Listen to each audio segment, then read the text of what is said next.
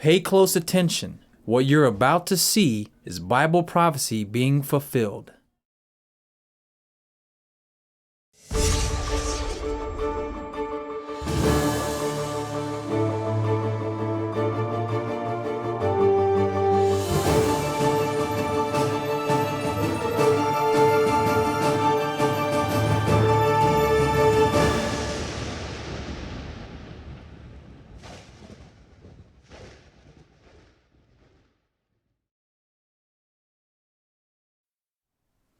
Welcome to another edition of YPN News, bringing you the news that relates to Bible prophecy and foretold by Yisrael Hawkins. Well, Katan, quite a few stories to discuss this evening, including Russia is now ramping up its production and, getting ready with its hypersonic missiles. Right. So we'll have those details, but also China is now experiencing another COVID outbreak, doing quite a bit on the lockdowns, which of course does not have the people there pleased about that.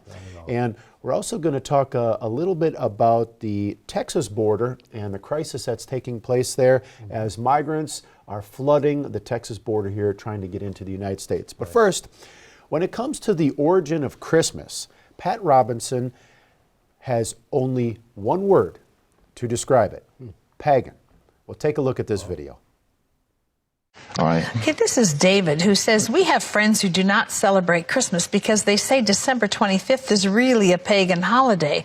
While I agree that Jesus may not have been born on December 25th, he certainly was born as described in the Bible. How do I respond to them? Well, in a sense, tell them they're right.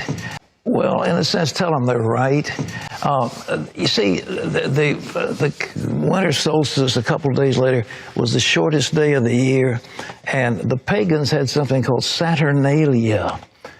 And it was a time of lawlessness because all the laws were suspended. When the Catholic Church came along in Italy, the Romans and others didn't want to give up their holidays, so they said, okay, we'll Christianize it. And so they said, okay, we'll say the birth of Jesus was the 25th of December. So all this business about mistletoe, pagan. Christmas trees, pagan. Giving out gifts, pagan. Every bit of it is pagan. Every single bit of it is pagan. We've Christianized it all. And so that's good. And so we have time, we celebrate for Jesus. Everybody gets all misty-eyed. But the truth is, they're all pagan. But the birth of Jesus. But the intent of the heart is what it's about. Exactly. So we have Christianized all these things. We give gifts in the name of Jesus. We celebrate his birthday.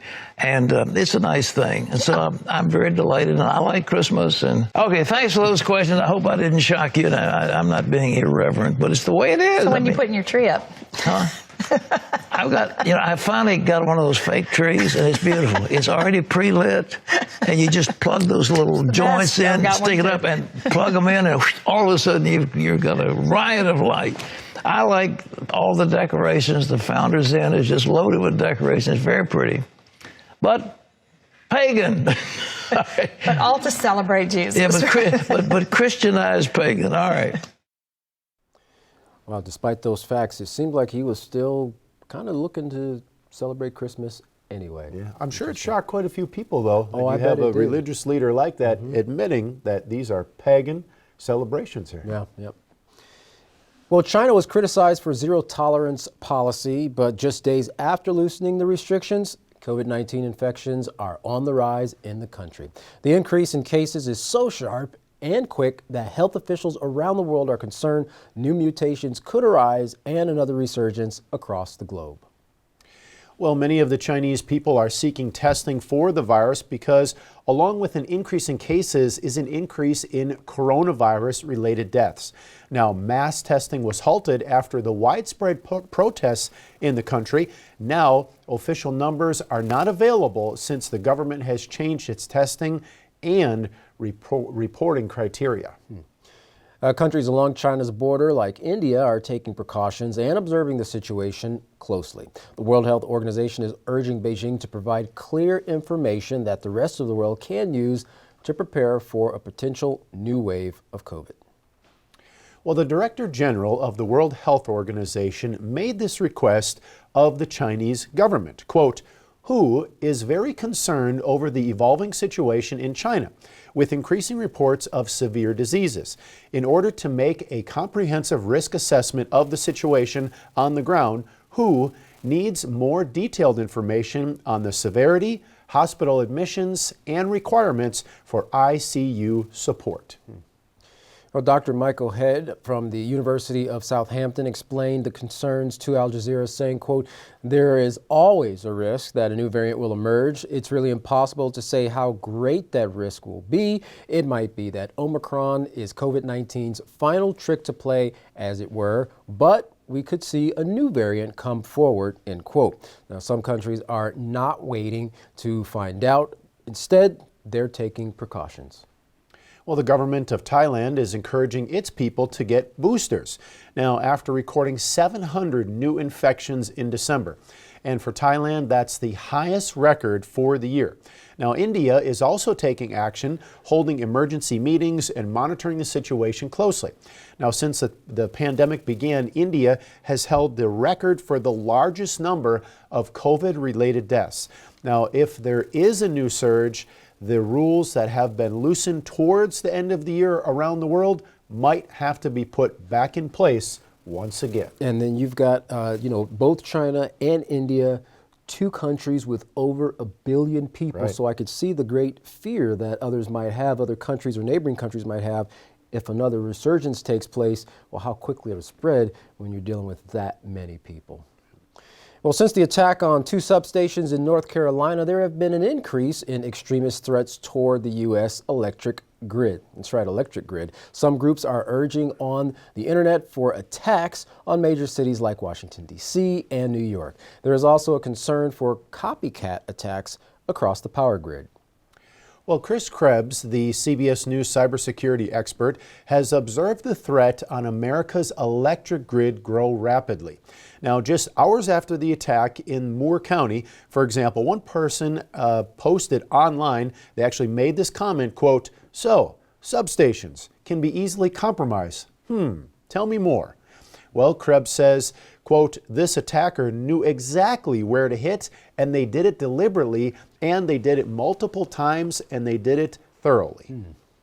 Well, the Department of Energy has reported approximately 70 intentional attacks on power facilities this year. According to CBS News, they have confirmed several other physical attacks on substations in Oregon and Washington. There have also been a series of specific threats in California. Officials say domestic violent extremists, or DVE for short, will likely remain a threat to the electricity subsector through 2023.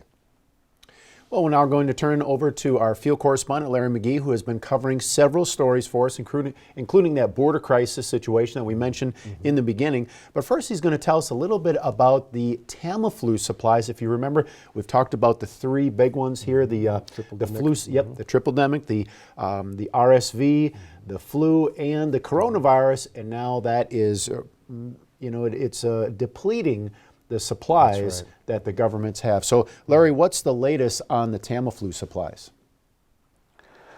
Viruses have been going haywire since the reemergence of the coronavirus, and one consequence of that has been a more intense flu season. The traditional response to influenza has been vaccinal, so that the sharp uptick in infections is producing a shortage in vaccines. For this, the current administration is set to furnish doses to states released from the country's strategic supply. The U.S.'s COVID containment strategy that essentially put the brakes on immigration was set to expire soon, but has now been shifted to the Supreme Court for prior review as immigration hopefuls line up at America's southern border. The influx is being regarded as a crisis, with the result that the Texas National Guard and state troopers have been deployed, lying in designated areas with razor wire and standing guard in an effort to prevent crossings. Those who are allowed to legally enter the U.S. in pursuit of asylum are being released into El Paso, where shelters are said to be overwhelmed and people are having to sleep outside in the freezing cold. To accommodate more of those seeking asylum, the city of El Paso has planned to temporarily convert its convention center and 2 unused schools to be utilized as shelters.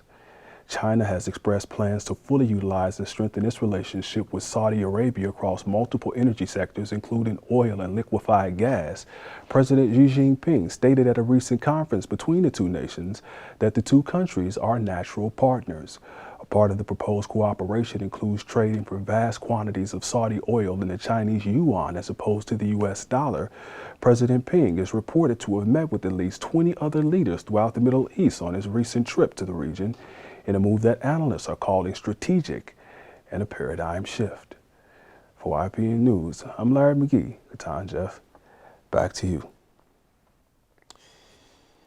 Well, I know in addition to everybody being sick and those supplies being low, we're dealing a lot with the oil supplies being low. Well, now we see that China is making moves to join Saudi Arabia in an oil deal that will kind of push the U.S. out of that oil picture. Well, the Pentagon is planning to send Patriot air defense missiles to Ukraine as the Ukrainians have been begging for more military assistance against Russian rockets. White House approval for the shipment could come within the week. Well, on Tuesday, a record number of Chinese nuclear-capable bombers were spotted near Taiwan, which could be a signal of new military exercises. 29 planes were spotted near Taiwan's ADIZ, which is the Air Defense Identification Zone, and the ADIZ serves as a buffer for security purposes, but isn't the country's territory. 21 out of the 29 planes breached the southwest corner of the zone, including 18 bombers, which is the highest number ever recorded. Now, China often sends warplanes to Taiwan's ADIZ as a form of political pressure, so to speak. Now, that pressure to the tune of 1,600 incursions so far this year. Taiwan's military said that it is monitoring the situation. Well, a Russian military commander's bold statement in response to NATO's push is to, quote, we have nukes for that. Now, a Russian militia commander from Donetsk region said, we realize that our resources have their limits, and the next spiral of escalation can only be won using nuclear. We don't have the resources to defeat the NATO bloc with conventional means, but we have nuclear weapons for that. And those are some very strong words there, sure saying we'll just use nuclear. Interesting.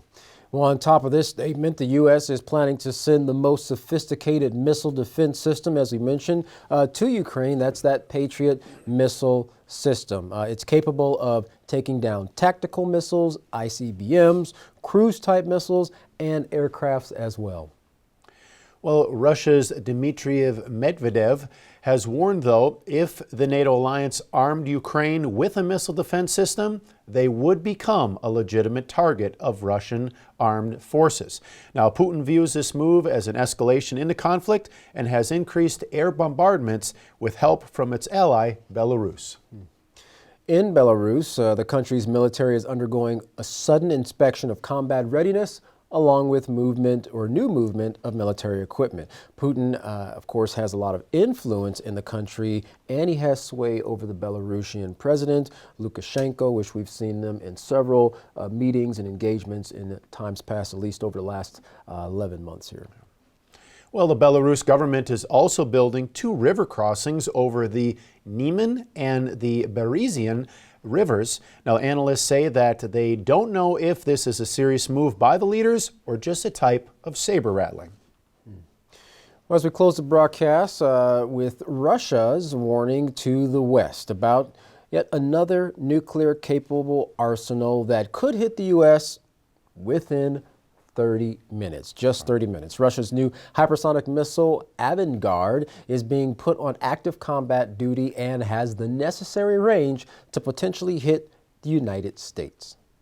Well, this particular missile's significance is not only its hypersonic speed, which is greater than 3,000 miles per hour or greater than Mach 5, but that it can also change course once it re-enters the atmosphere, confusing air defense systems, making them harder to shoot down while they're on course. So pretty sophisticated, as they're saying there. That's right. Russian analysts calls the Avangard, quote, unnecessary, expensive propaganda, end quote. With Russia failing at its war with Ukraine, there's been a lot of nuclear talk over the past several months as both sides are desperate to accomplish their goals and, of course, come out on top. Well, and as we know, it seems like more and more as the weeks go on, Russia is becoming, now they've mentioned it before about the use of nuclear weapons, but it seems like they and their representatives, their ministers, their leaders, their military leaders, it's becoming like kind of like coffee table talk, kind of a comfortable topic just to throw out there into the international stage. Hey, we just got nuclear weapons. We can use those if we have to, and the push comes to shove. Right, and if you remember the first time they mentioned it, when President Putin was saying something about it, people were saying, well, you know, he's not really going to do that, even though he's mentioning it. But now, as you said, it's becoming more commonplace to say, hey, we'll just use nuclear weapons. Yeah, it was a scary topic before, especially with the consideration of what's called MAD, mutually assured destruction. But as we can see here, countries know the risk, but I think they feel that the use of nuclear weapons and the protection of their territory is worth more than the risk that can come as a result of the destruction that will take place.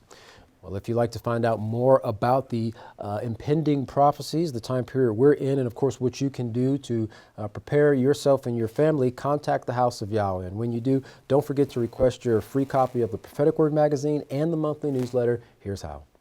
To contact the House of Yahweh, you can write them at the House of Yahweh, P.O. Box 2498, Abilene, Texas 79604. You can call them at 1-800-613-9494.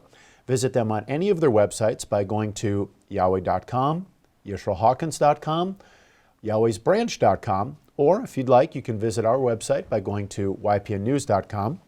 If you'd like to email the House of Yahweh, you could do so by emailing info@Yahweh.com. For any international calls, you can call the number that you're seeing on your screen right now. And once again, we'd like you to check out two completely free programs guaranteed to answer any of your scriptural questions.